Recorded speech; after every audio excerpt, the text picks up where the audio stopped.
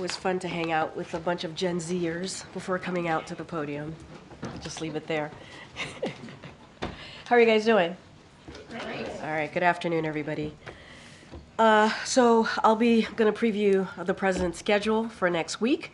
And so that I think some of you are following some of this stuff, but just put it all in one. On Monday, the president will host a reception to commemorate Jewish American Heritage Month. The president, the vice president, and the second gentleman will celebrate the immeasurable impact of Jewish values, contributions, and culture in our country, while also honoring their resilience in the face of a long and painful history of persecution. On Tuesday, the president will travel to New Hampshire. After, he will travel to Boston, Massachusetts. I don't have additional details to share of these trips at this time, but please stay tuned. On Thursday, the president and the first lady will host President William Ruto and the First Lady Rachel Ruto of the Republic of Kenya for a state visit. The Vice President and second gentleman will also obviously join as well. The visit will strengthen our shared commitment to advance peace, security, expand our economic ties, and deepen democratic institutions. The visit will affirm our strategic partnership with Kenya and further the vision set forth at the U.S.-Africa Leaders Summit that African leadership is essential to addressing global priorities.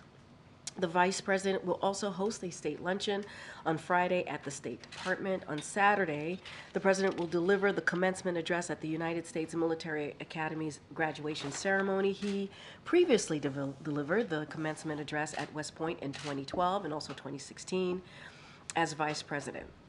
This is a special honor, and the President looks forward to celebrating graduates and their families and thanking them for their selfless service and defense of our nation. Today, we are also praying for 4 people who tragically lost their lives in Houston following the deadly storms that ripped through Texas yesterday. We are also thinking of those who were injured and the communities that were affected by this extreme weather. We are grateful for the first responders and rescue teams who have been working around the clock to protect people and save lives. The White House is in touch with Governor's office and the Houston mayor, and FEMA is in touch with their state and local counterparts. As always, we stand ready to provide federal assistance as needed. We continue to monitor the storm's path as it moves east, and more severe weather is likely across the Gulf Coast today. Residents in the affected area, as well as those in the path of the storm, should heed warnings from state and local officials. And with that, we have the Admiral here today to talk about updates in the Middle East. Good afternoon, everybody.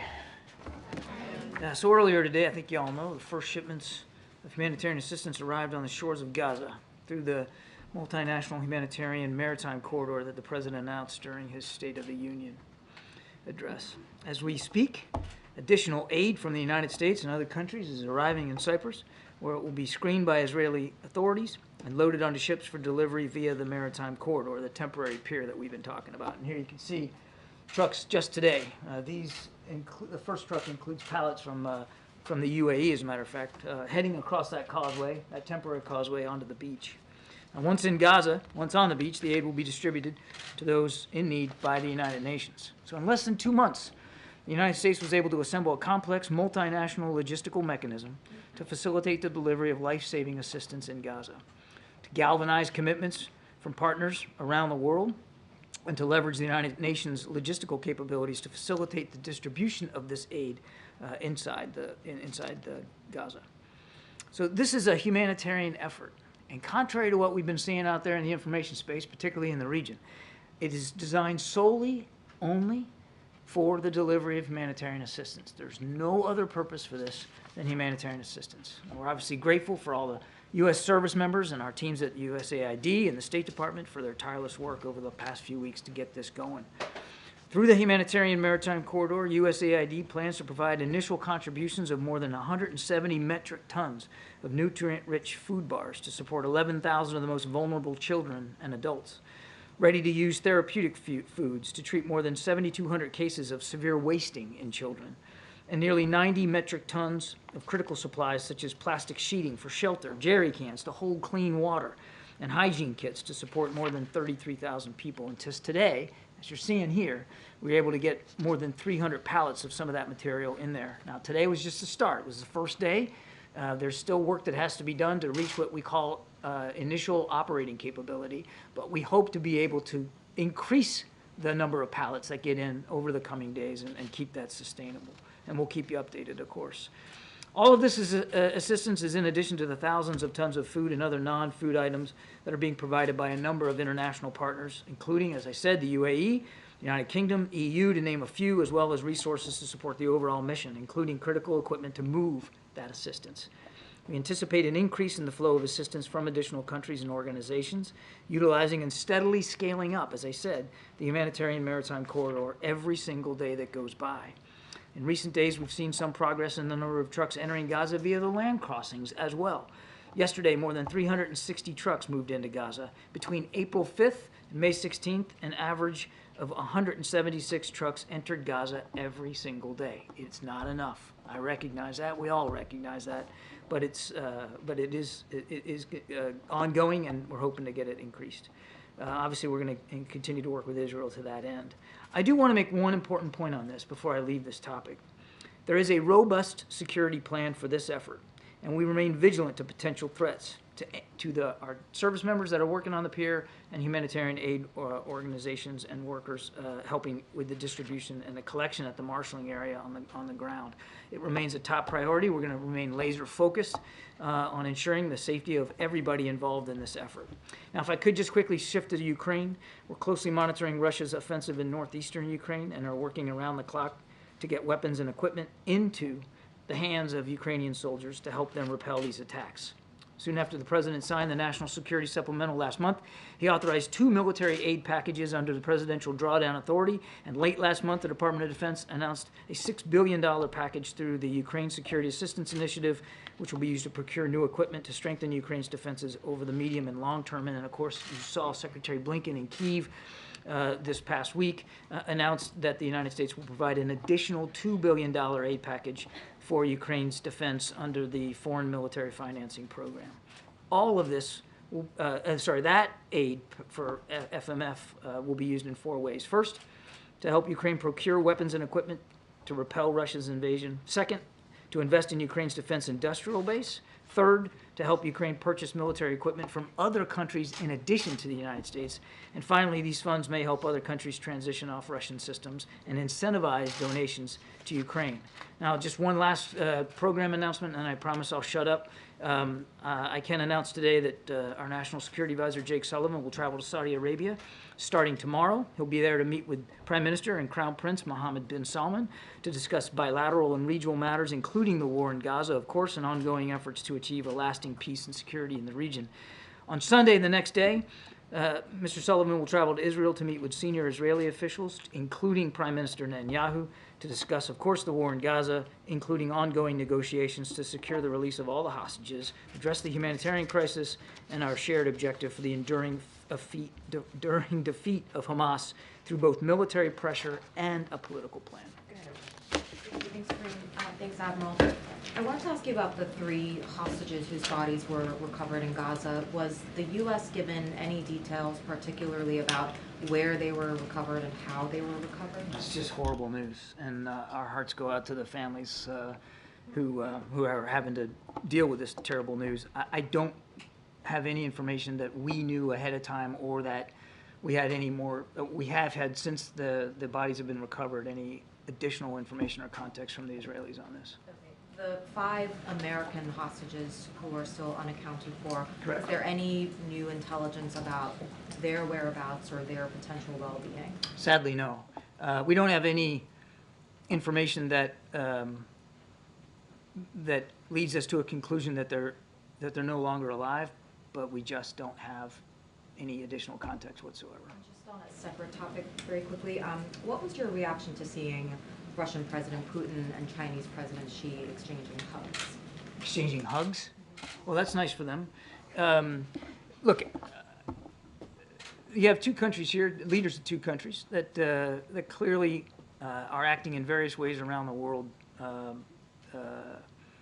inimical to our national security interests, to the interests of many of our allies and partners. no surprise that these two leaders continue to try to develop this burgeoning relationship. But they're also two leaders that don't have a long history of working together, and officials in both governments that aren't necessarily all that trustful of the other.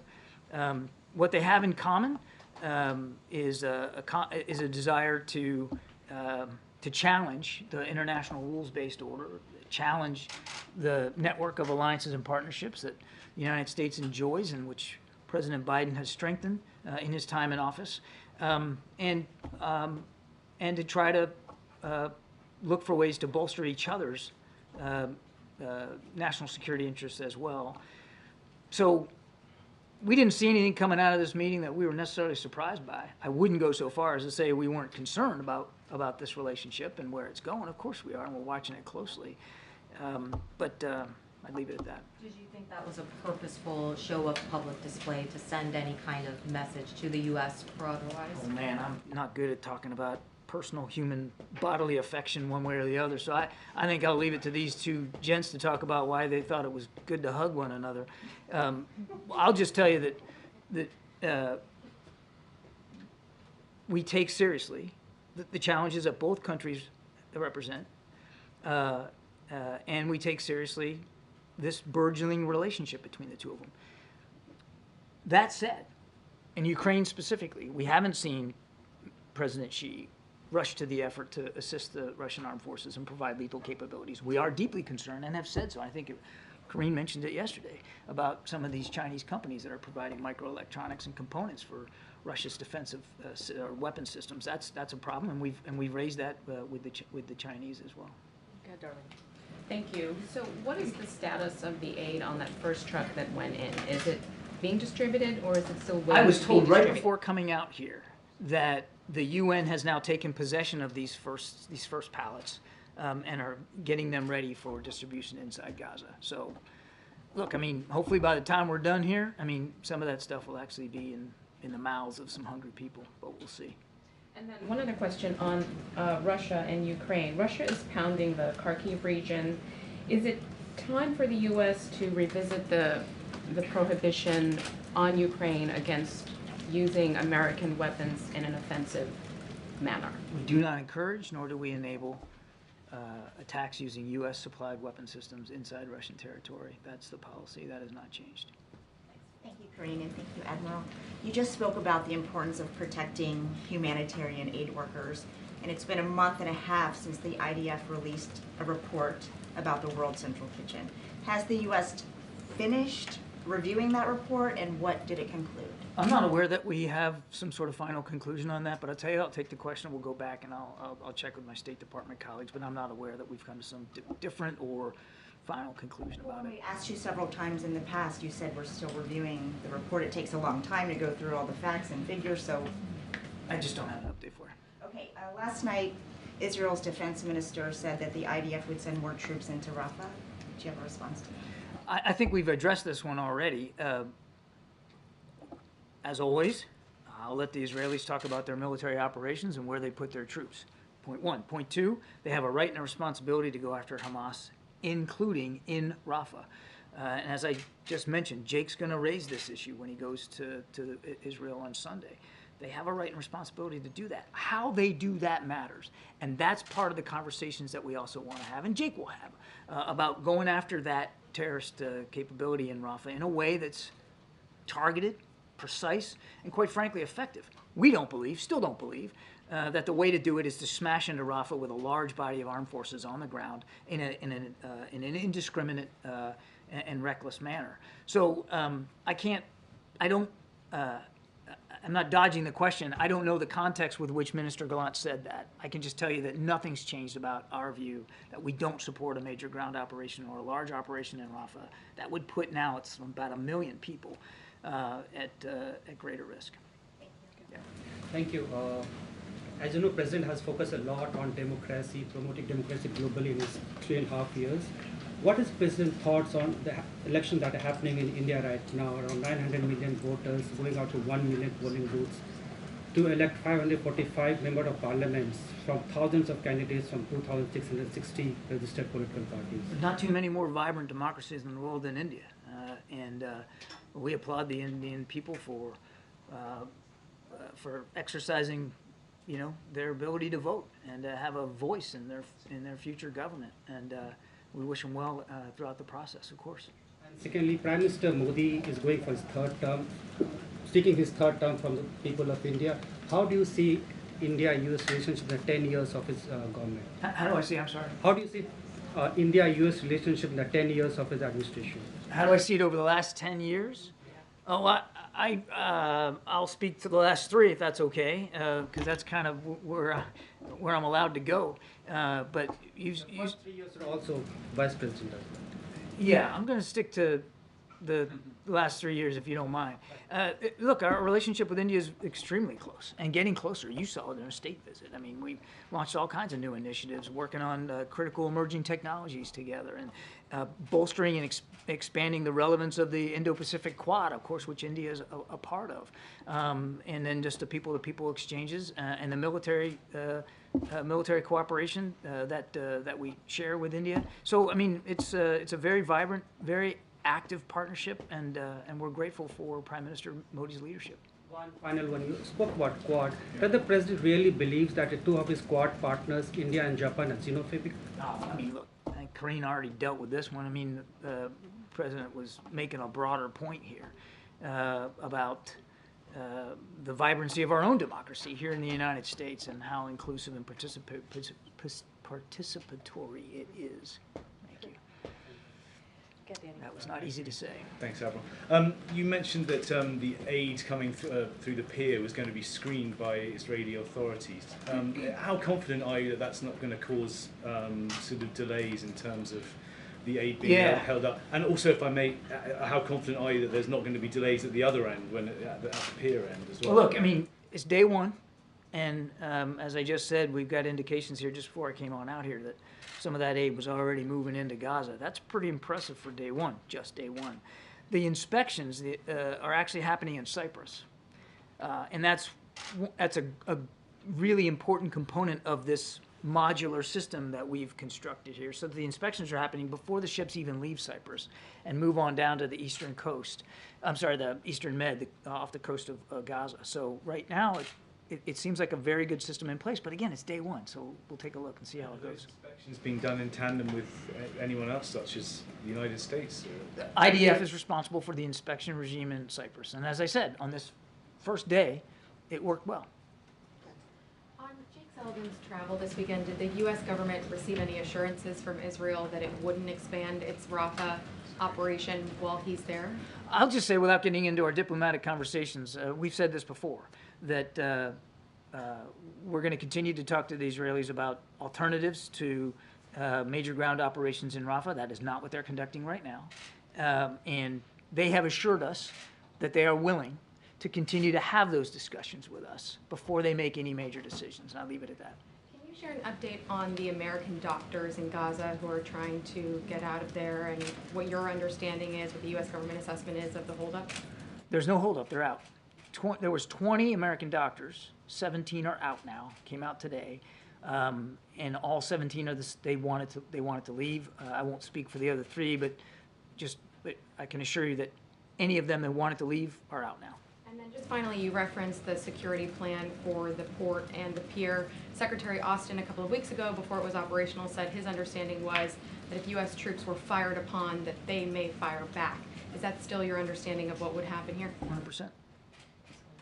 Thank you, Karine. Thank you, Admiral. When it comes to those bodies that were recovered, the 3 hostages, what impact does that have on the current ceasefire negotiations? Does it set those talks back? I don't think we can say that right now. First of all, our focus, and I'm sure our Israeli counterparts' focus too, is on the families who are getting this horrible news. As you know, the talks didn't go anywhere last week. Unfortunately, we just didn't get to a successful conclusion. One of the things that Jake wants to cover when he goes over back to the region is to see what we can do to keep those talks going and get some kind of resolution here. But I don't think it's difficult to see how this grim news today is going to have a major effect on on the hostage deal negotiations. We really want to get this done so that we can get 6 weeks of a ceasefire that can maybe lead to something more enduring. And part of that ceasefire deal is the release of hostages. I know you said you don't know how many Americans are still alive, but is there a broad assessment of how many hostages overall are still alive? I would refer you to the Israelis for an exact number. I know it's north of 100. I've seen estimates of maybe 130 total. Not all of them, we don't believe all of them are alive. We don't know exactly what the breakdown is. And of course, Rafah is going to be a big point of discussion when Sullivan is in the region. Can you just talk about the impact that the president's withholding of those 2,000-pound bombs have had on the relationship and Israeli decision-making when it comes to what we're seeing in Rafah right now? It's not a withholding, just there was a pause put in place on a shipment of 2,000-pound bombs, and that pause is still in place.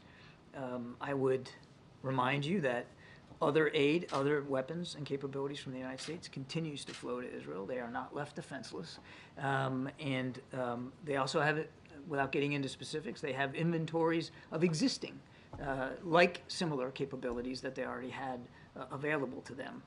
I won't speak to their operations, but I think you can just discern from news coverage alone that they continue to conduct operations in Rafah and elsewhere in Gaza. So you're saying they already have inventories of the 2,000? I'm just saying they have existing inventories of capabilities, and more capabilities continue to go. I won't get into the details of that for their own operational security.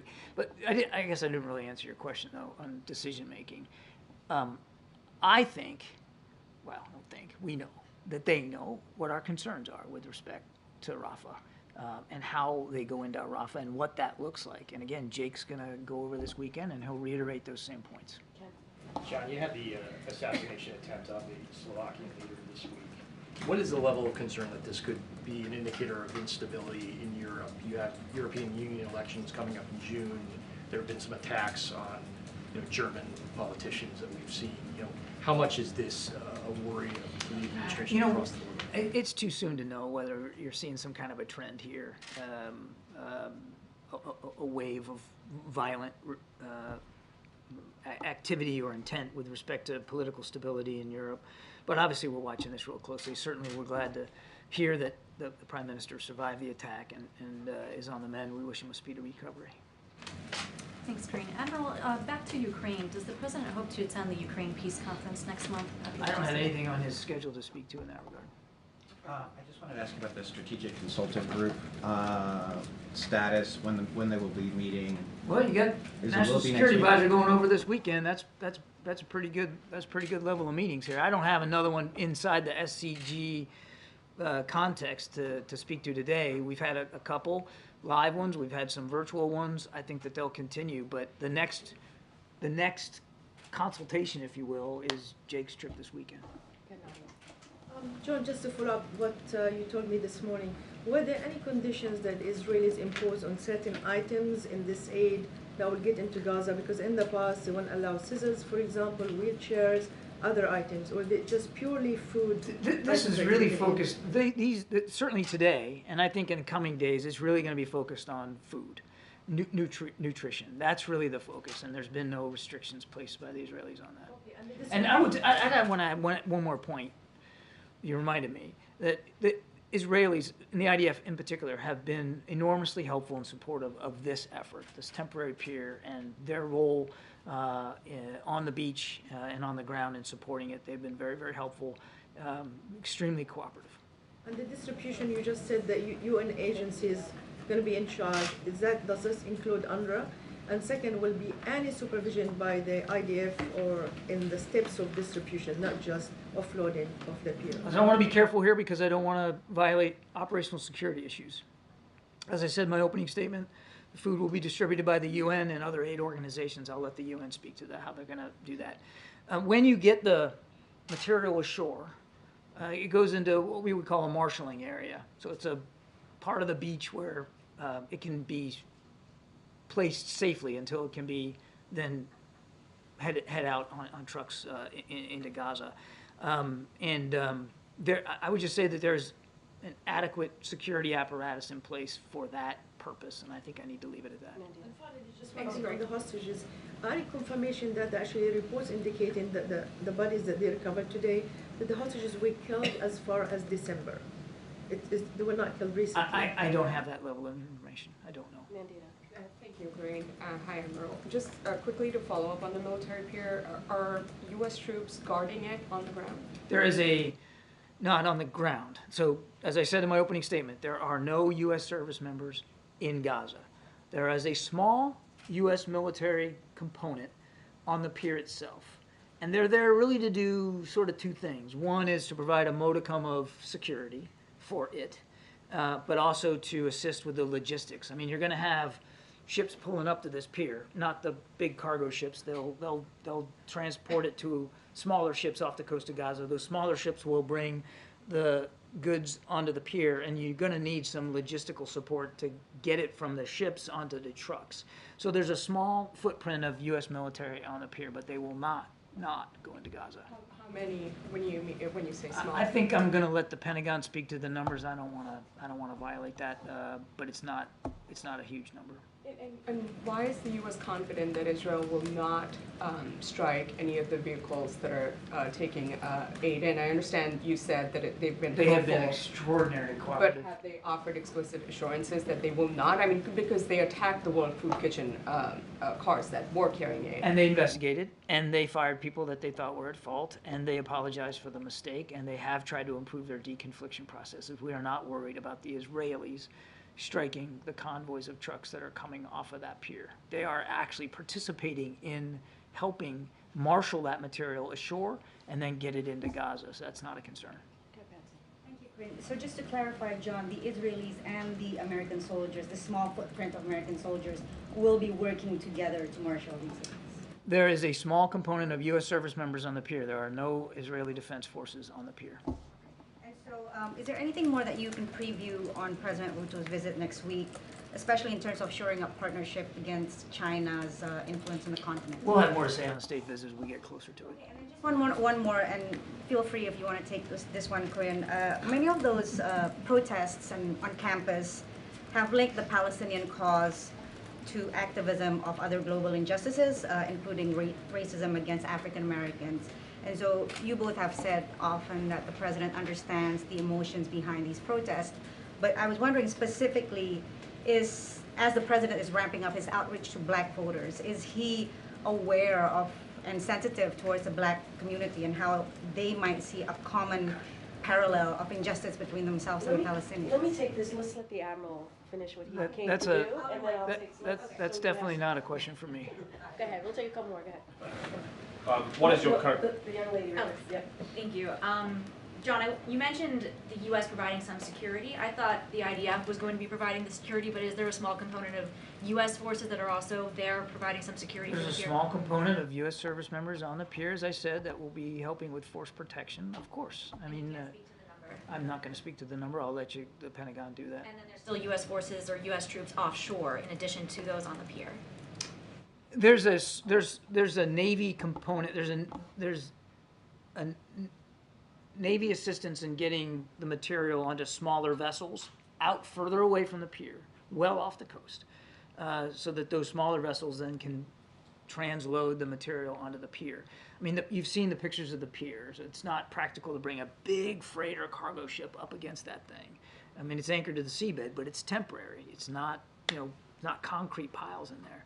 So what we do is we take the stuff off the bigger ships, all well off the coast, put it on smaller U.S. Navy vessels. Those smaller U.S. Navy vessels will bring it into the pier and offload it so it can get onto trucks. And just overall, this area has been targeted before by a mortar attack.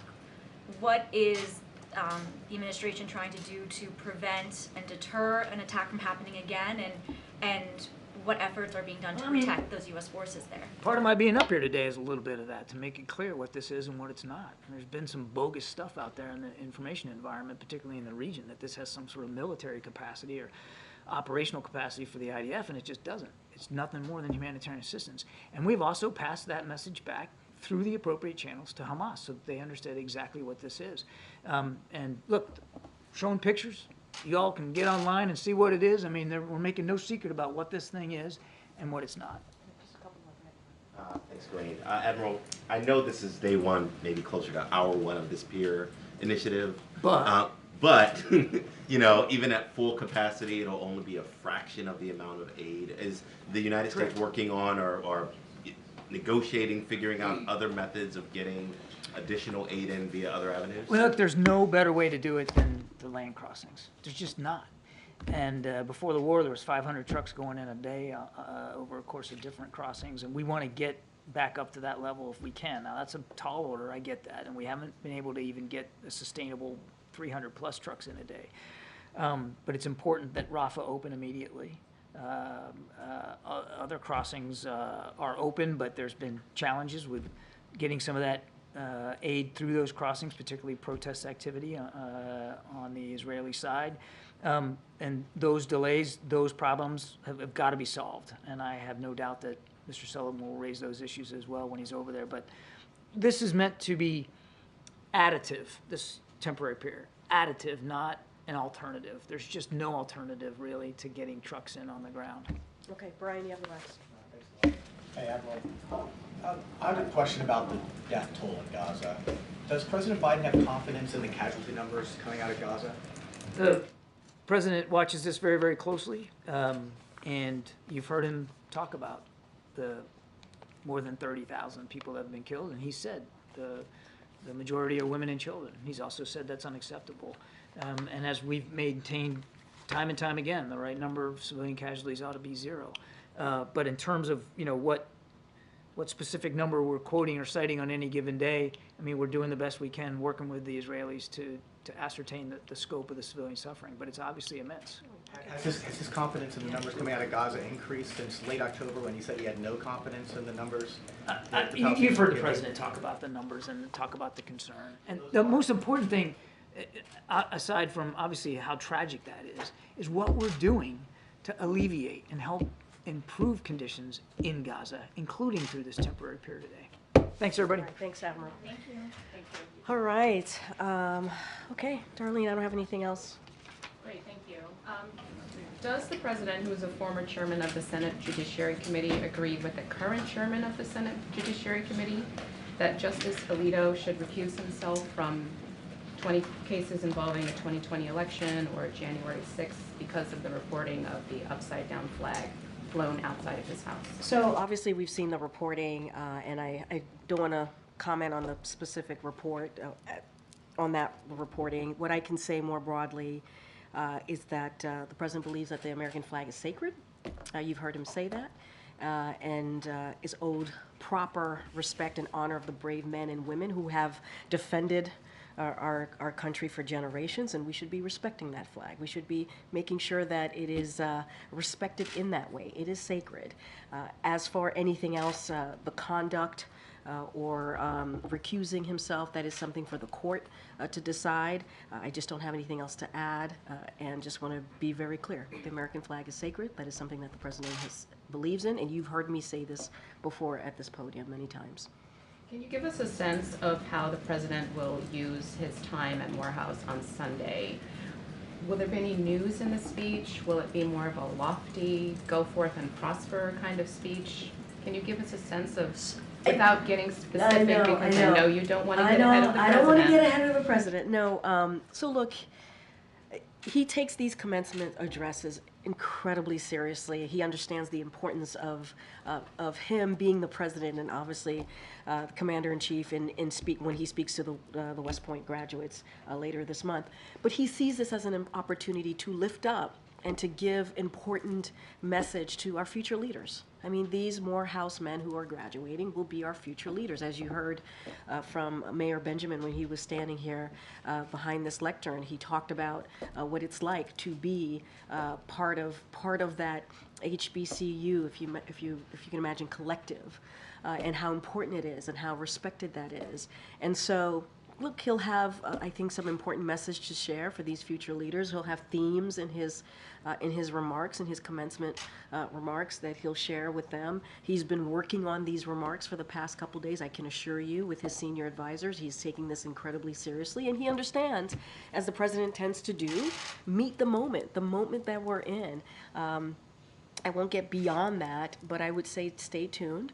I think it will be a moving commencement address. I think it will meet the moment, and I think you will hear directly from the president on how he sees, obviously, the future of this country and also the community that they represent.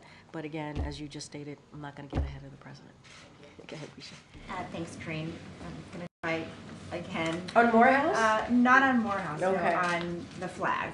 Okay. So, given the flag incident, does President Biden believe that Justice Alito can rule with impartiality for all the cases involving January 6th? So look, and this is something that I have spoken to the president about, and basically what I laid out is how he feels is that the American flag is sacred, and we should be respecting that flag. I do not want to get into the business of the specific actions that Supreme Court justices, if they should recuse themselves or not on a court. That is something for the court more broadly. They have to make that decision. That is something that we're not going to step into. We're not going to comment from here. But more broadly, we can say from the reportings that we have seen that, you know, we believe that the American flag should be respected. It should be, if you think about the brave men and women who have sacrificed, given their lives to protect our nation, that is something that we will always say and be really, really clear about. I cannot speak to if he should recuse himself, how he should move forward in the court. That is for the court to decide. Okay, on another topic, did President Biden... You just seem so disappointed. It's like, oh, Karine, we're going to move on. I understand that you can't, that you're not going to engage. Sorry to disappoint you. No, it's okay. So, did the president see the confrontations from the House Oversight Committee meeting yesterday? So I have not talked to him about if you've seen it. What we can say, and I think this is something the president would agree upon, which is, you know, you, as someone who was a senator for 36 years, he believes that people should respect each other, treat each other with dignity and civility. I'm not going to speak to what happened, obviously, in that hearing. But what we can say is someone who, you know, a president, as I just stated, was a senator for some time, who knows how that place works. I think you have to treat people with dignity. You have to treat people with respect. It is important. It doesn't matter which side of the aisle you sit on. It is important to do that because you are there to work on behalf of the American people. And that's probably all I can share at this time. Thank you. On Morehouse, you said the president is going to meet the moment. Does that mean he's going to specifically address some of the concerns that students there and faculty have raised about his handling of the Warren I will Gossett? say stay tuned. Okay. And then what was the president's reaction to Senator Romney saying that the president should have pardoned Donald Trump after the Justice Department brought those indictments against him, or that he should have pressured New York prosecutors not to pursue the ongoing hush money trial? The current president of the United States getting involved in an ongoing legal case? A current sitting senator saying that the president should have pardoned him. I mean, we're just going to let the process move. We would never interject ourselves in a criminal legal proceedings. It's not something that we do from here. Thank you, Karine. Sticky fingers. Yeah. That's what you called yourself. You said you had. Well, I kept dropping my notebook. I'm just so excited to be here today. There is a billionaire, Ray Dalio, quoted by the Financial Times. He's saying now that the chances of a civil war in this country are around 35 to 40%.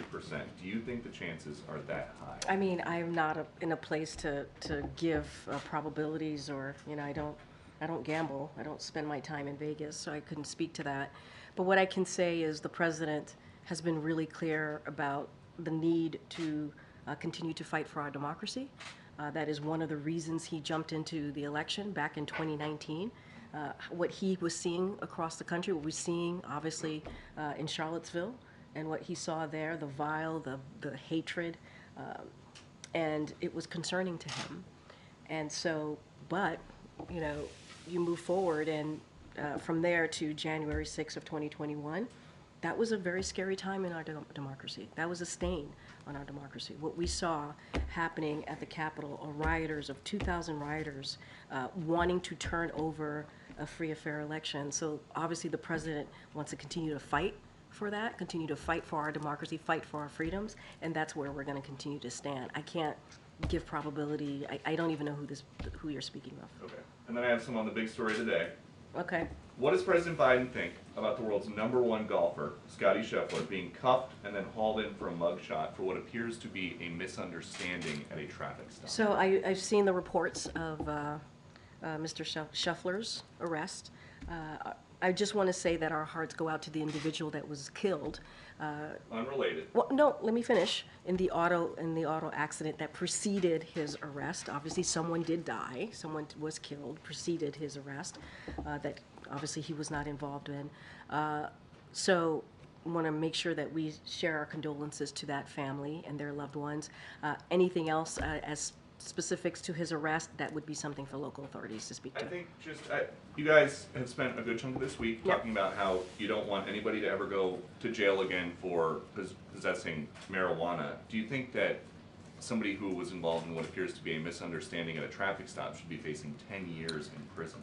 We've seen the reports. There's a process there. We have to let the legal authorities go to their process and how this all works. I can't comment from here, from the lectern, about something that's being looked into by local authorities. I got to be mindful about that. But let's not forget, someone lost their lives. Not obviously that preceded this, but there was an individual that was killed, and there's a family that's mourning a death of a loved one, and so we want to be sensitive to that as well.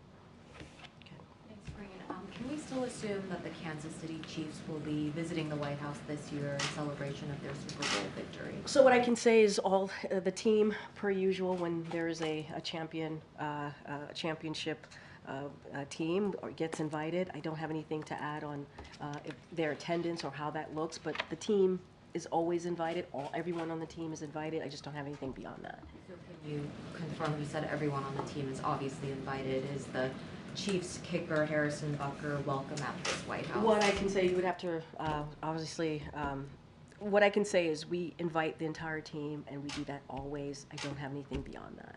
Given his recent comments, is he specifically welcome at this? We invite White the House? team. We invite the team. It's an invitation that goes to the team, and so it's up to the team who comes and who doesn't come. That's the way it usually works. Thanks, Karine. Just going to take another stab at this. Which one? Which stab? So, is the president concerned that having a Supreme Court justice, someone who is in such a high position of power, displaying a flag in his house in such a way that that could fuel more extremism and division in this country? I just have to be really mindful when we're talking about the highest court of the land. That is, we're not going to step into who should recuse themselves or not. That is for the courts to decide. That court to decide. What is the sense here about the wife's role here? Whether it is a Supreme Court justice, wife of a senator, or a president, should she be able and entitled to have her own political opinions and views without having them tied to her husband, or not? I don't have any comment on his wife. And then just lastly, the Moreau president said that he is prepared to stop the commencement on the spot if there are disruptive demonstrations. So is the president prepared that that could potentially happen in the middle of his speech? So I'm going to let the president of Morehouse obviously speak to whatever procedure, whatever process that Morehouse wants to put in place. Look, I mean, just to step back for a second, the president's very much looking forward to Sunday. It is going to be an important moment for, obviously, the students who are graduating, the young men who are graduating, but also their families. When the president does commencement address, he's done it many times. I've said this as senator, vice president.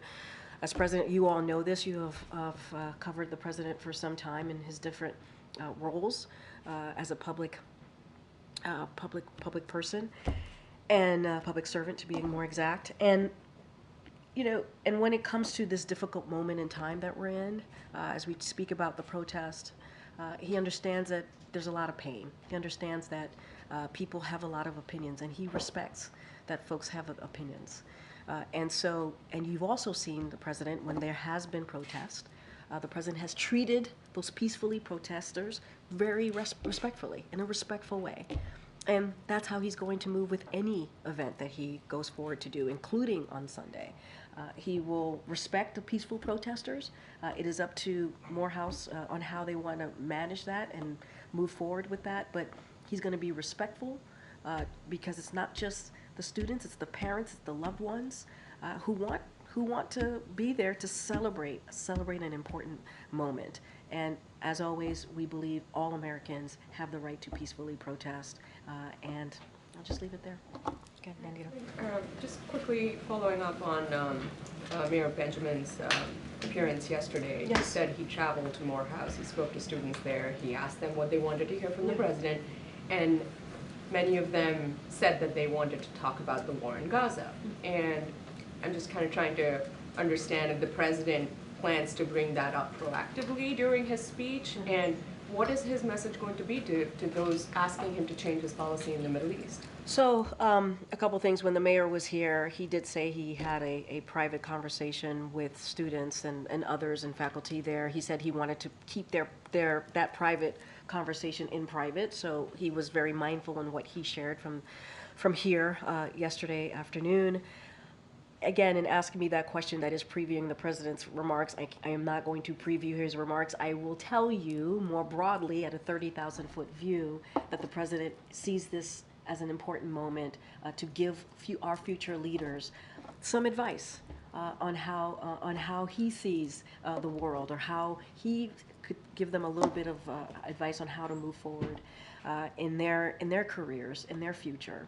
And so, not going to get beyond that. Does he at least proactively want to bring up this issue, especially because these students, as the mayor said, want to talk to him about Gaza? You're going to have to tune in. You have to tune in. I don't know if you're traveling with us, but you're going to have to tune in. Go ahead, Kate. Who's helping him craft his speech? He's been doing it himself along with his senior advisors all week. Which advisors? The usual senior advisors.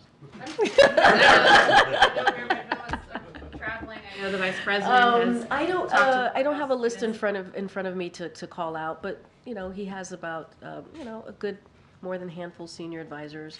So you can imagine any one of them have been in the room with him, helping him craft this important speech that's happening on Sunday. But I just don't have a list of names. But it is his senior advisors, and he's been working on it every day. That I can assure you. For this week, he's working on it. Oh yeah. He's been diligently working on this and taking this very seriously, and wants to obviously hit the right tone, meet the moment.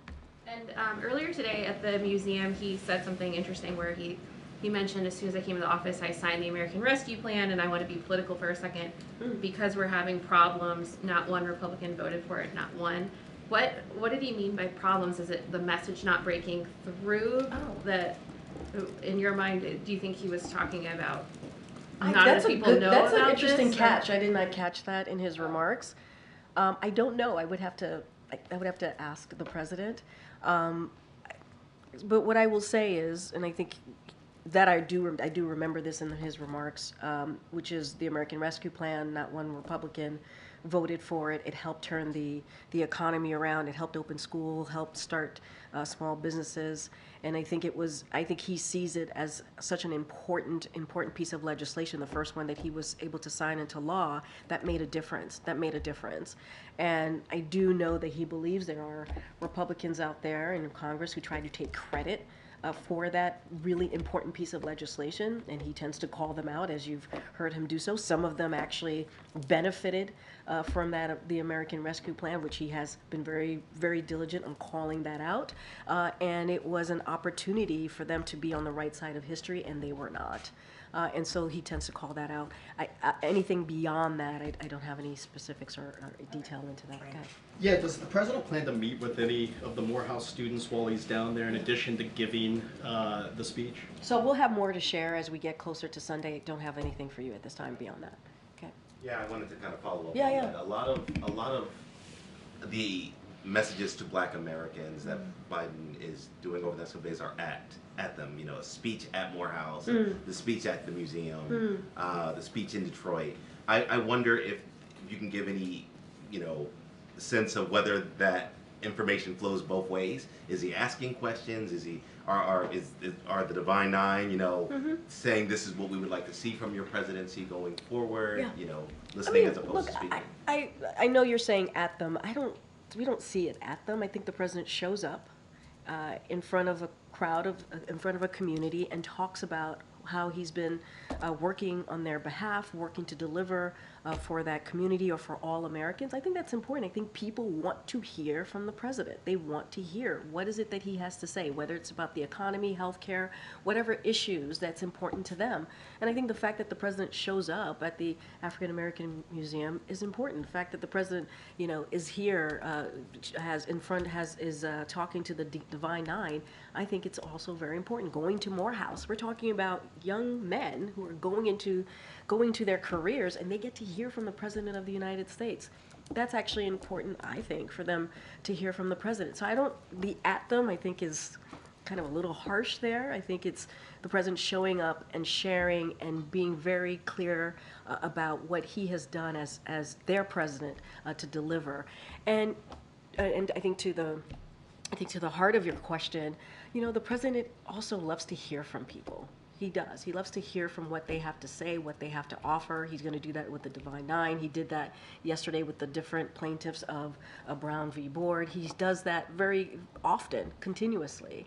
And I think it is important for him. The best advice, the best, best feedback that he gets is from everyday people. You know, Americans who are out there who are living the life, are living the lives that he's trying to improve. So he's very much open to that. Okay, Franco. I wanted to ask about the background checks that are going to go into effect next week, gun background checks. There's a number of lawsuits from state attorney generals against them, Second Amendment. Which background checks are you? The gun background checks, they were announced earlier this spring, licensings of private gun sales. So, okay, I think that's more for the Department of Justice. I don't have anything specifics on how that's going to work or the process of that. I would have to refer you to Department of Justice. Don't have anything in detail for you at this time. Okay. Since the announcement of the U.S. tariffs on China earlier this week, we've heard from the international community, including IMF and WTO and others, that are expressing concerns about the impact of these tariffs on the global economy. And I understand we heard from NSC Director Brainerd yesterday about the case she's making for how underpriced exports have hurt the U.S. economy specifically. But does the administration have any case to be made for how this is going to help the global economy in addition to the U.S. economy? So just a couple of things. Look, he took this action, the president did, obviously earlier this week when we made the announcement on Tuesday, to make sure there was a level playing field, because he knows that Americans can outcompete anyone just as long as that competition is fair, right? And that you heard us say that over and over again. You heard that from the Ambassador Tai, but China hasn't been playing by the rules. It's just a fact. Their unfair policies undermine the global trade, not just us, Americans, American businesses and companies, but global trade more broadly. And so certainly we're not alone in voicing those concerns about China's unfair trade policies and taking action to address them. We're not the only ones who have said anything about that, spoken about it, or taken actions. A number of advanced and emerging economies have also expressed concerns. Their industries also face damage from China's overcapacity. And so the president is going to continue, as he does always, to work with our allies to join forces to outcompete China, and rather than undermining our alliances, threatening jobs and increasing costs for families by $1,500 with universal 10% tariffs. And so we are going to remain an open economy, the United States. And so, and we're going to do that with foreign investment in American manufacturing, almost double its average before the pandemic. Our actions, are focused on strategic sectors and not only on China. So we're going to continue to work with our allies, and so we're trying to make sure that competition is fair, and the policies that China had were unfair and undermined global trade, and so we're addressing that. We're going to continue to do that. Okay. Any response from the White House regarding the sentencing of Mr. DePape and the attack on Paul Pelosi? Yeah, I know that I saw that when I was coming out. I want to be really careful on that too. On judicial, it's a judicial process. But as you heard from the president immediately after we received the tragic news of the heartbreaking attack on Paul Pelosi, there's absolutely no place for political violence in America, not at all. As leaders, we owe it to everyone not to repeat dangerous conspiracy theories and speak out against violence and violent rhetoric. We're so grateful, and we have obviously the opportunity to see Paul Pelosi a few times, most recently at the Medal of Freedom, and you all saw him as well, and obviously he is recovered, and so the president is grateful for his friendship. He's grateful for the friendship of Speaker Pelosi's, and we're happy that he's doing well, but I'm not going to speak to a judicial process. I'm being pulled, guys. I will see you. Oh my gosh! You're right. I owe you an answer. What was the question? Yeah, it's basically to follow up what my colleagues have asked about Morehouse. I know you can't preview the content of the speech, but is the president mindful of how black students who are protesting in campus might see a parallel of their experience of injustice between themselves and the Palestinians? Has he any input about this? Is he sympathetic to that? Look, the president is sympathetic to the fact that many communities are in pain. He has said that. He is very sympathetic to what people are feeling right now. He knows that it is a difficult time, and he respects that. He truly does. And you know, that is also why he also respects the fact that people have the right to peacefully protest. And it is a difficult time, and we get that. He gets that. And, you know, as president, he makes incredibly difficult decisions. But he also understands, as president, there are people who are going to feel pain in a different way or see actions that he's taken differently and different views. But this is what our democracy is all about, having different opinions, having different views, and being able to express your voice and be able to be very clear about that. And so that's why we've been saying, when you all have been asking about protest and what the president's going to do, he's going to do what he's been doing for the past several months when there have been protests. Respect the protesters who are doing it peacefully, understanding that all Americans have the right to speak their voice. That is part of our democracy. That is part of who we are. All right, thanks everybody. Thanks, Karine. Thank you.